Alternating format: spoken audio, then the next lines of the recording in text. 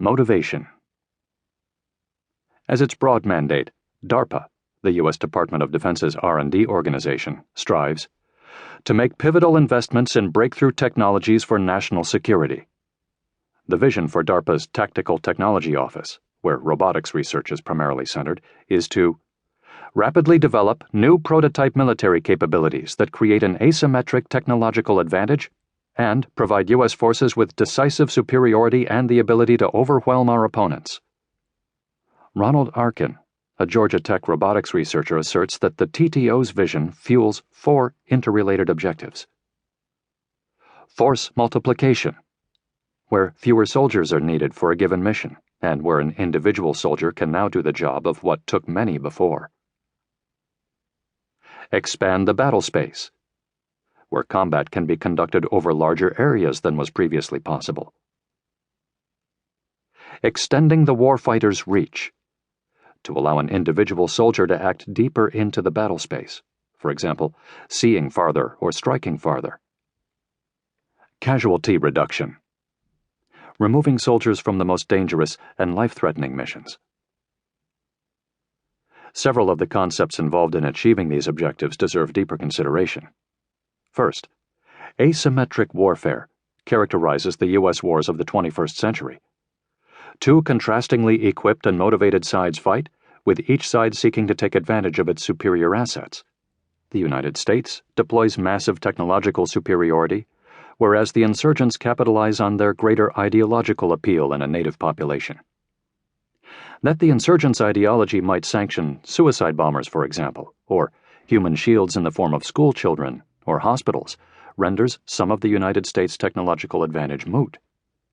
At the same time, a dearth of Arabic speakers in particular, and of cultural sensitivity and understanding more generally within U.S. forces, makes capturing the hearts and minds of affected populations highly problematic.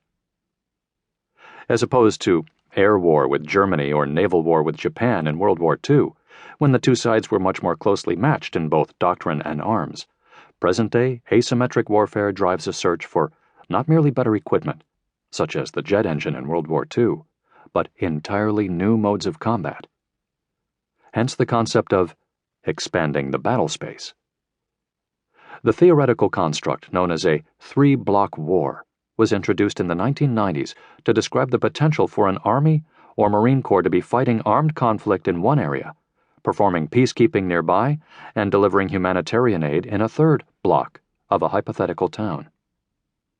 Although it cannot serve as a literal strategy and does not include the essential tasks of nation-building that were undertaken in Iraq, the complexity of modern war makes application of classical military doctrines problematic.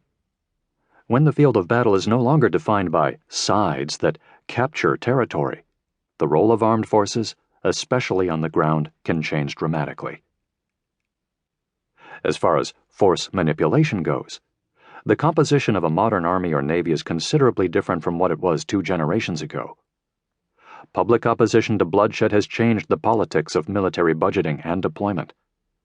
The military's tasks, establishing the rule of law versus clearing mines, approaches, frontal warfare versus counterinsurgency, motivations, protecting shipping lanes versus a war on terror, and combat personnel, draftees versus volunteers, including women and people of multiple sexual orientations, are all different in 2016 from what they were in 1976.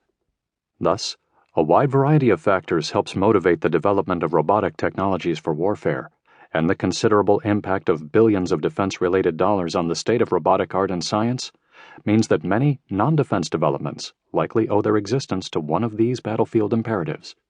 For these, and other reasons, a closer look at military robots is essential for an adequate understanding of robotics more generally. Types and forms of military robots. The range of applications of robotics to military use is broad and increasing every year. The following is intended not as a catalog of the robotic arsenal, but rather as an introduction to basic types and forms of military robots.